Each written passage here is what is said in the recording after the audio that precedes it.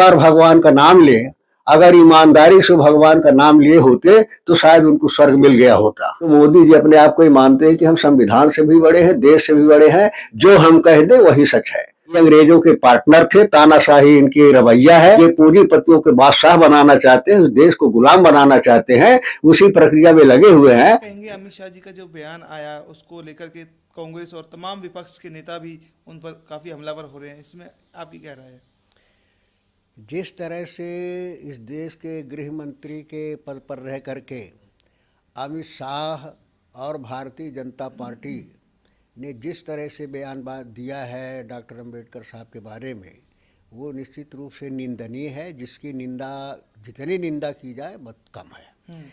और ये वास्तव में उजागर करता है कि ये डॉक्टर अंबेडकर के विचारधारा के संविधान के प्रति कितना इनका दृष्टिकोण है, कितना ये विरोधी है और कितना जहर उसके के माने खिलाफ उनके मन में है, ये उससे जाहिर होता है। और ये तो श्रद्धा की बात है, कोई किसका नाम लेता है, कितना लेता है, हमारा संवैधानिक अधिकार है, हमारी मर्जी हम किसका नाम लें।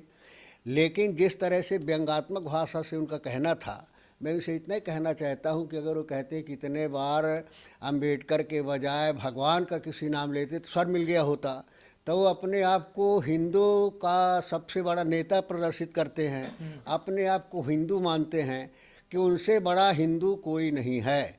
तो मैं उनसे कहना चाहता हूँ कि कहाँ कमी रह गई। उनको वास्तव में शायद उन्होंने इतने बार भगवान का नाम नहीं लिया होगा, अगर कुछ कमी रही होगी तो हम चाहते हैं उनसे कि और उतने बार भगवान का नाम ले, अगर ईमानदारी से भगवान का नाम लिए होते तो शायद उनको स्वर्ग मिल गया होता।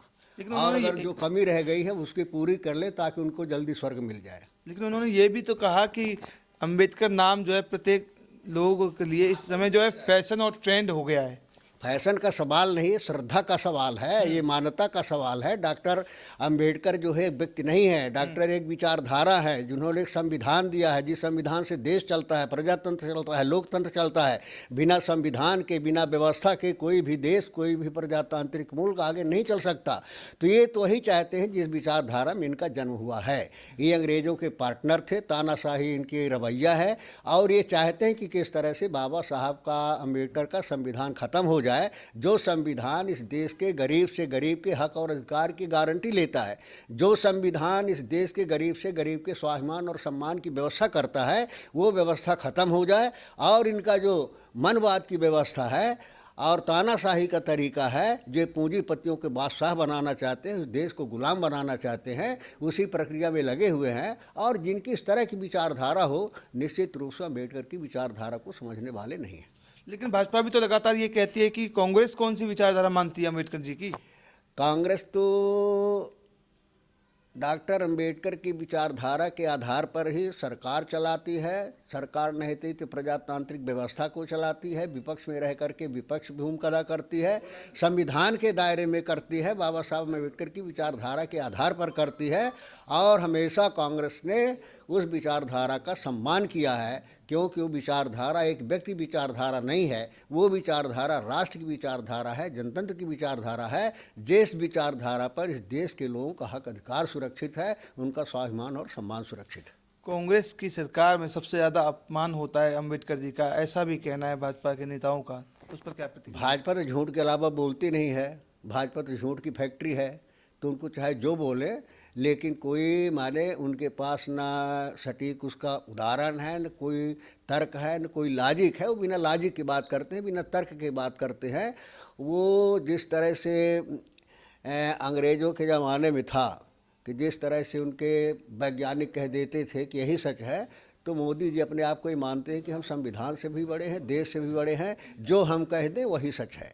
तो ये झूठ के अलावा कुछ बोलते नहीं, इनको बातों में कोई दम नहीं है। इस मामले के बाद तुरंत ही अमित शाह जी को देखा जाता है कि अम्बेडकर जी के सामने हाथ खड़ा होकर नतमस्तक होते हैं, और दूसरी ओर तमाम बहुजन जो है उनका विरोध में प्रदर्शन कर रहे होते हैं कि अमित शाह जी इस्तीफा दो। तो ऐसे इस मामले को कैसे देखते हैं? बता रहे हैं कि मुख में राम बगल में छुरी, इनका तो माने अंदर कुछ है और बाहर कुछ है। खाने के दांत अलग है, दिखाने के दांत अलग है। दिखाने वाले सो जो है तो जनता को मूर्ख बनाने का काम करते, जो जिंदगी भर करते रहे। तो क्या लगता है, आप माफ़ी मांगनी चाहिए उनको? उनको माफ़ी नहीं मांगना चाहिए, उनको अपने पद से इस्तीफा दे देना चाहिए। अच्छा।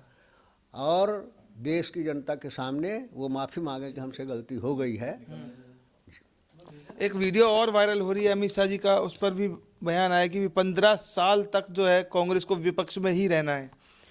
ये तो इस देश की जनता बताएगी, और नाऊ ठाकुर बाल की तरह नीचे आ जाए पता चल जाएगा। अब समय आ रहा, मोदी को जल्दी पता चल जाएगा और अमित शाह को भी पता चल जाएगा कि कौन कितने साल रहता। तो क्या लगता है इस घटनाक्रम को जिस तरीके से जोड़ा जा रहा है, तमाम लोग कह रहे हैं मुद्दे से भटकाने का काम भी किया जा रहा है, उधर दूसरी ओर विपक्ष भी हमलावर है और बहुजन भी, तमाम लोग जो हैं सड़कों पर उतरकर आंदोलन कर रहे हैं, महाआंदोलन की घोषणा कर रहे हैं।